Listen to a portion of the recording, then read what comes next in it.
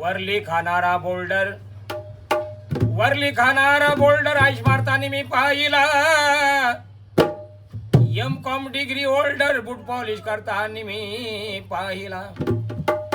अरे शेती तरा बनारा उपाशी झोपताना मी पाहिला.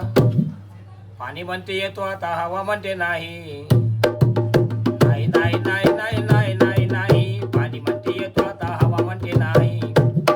अशी कशी हवा आहे चैली भाऊ माई पराठी जैली.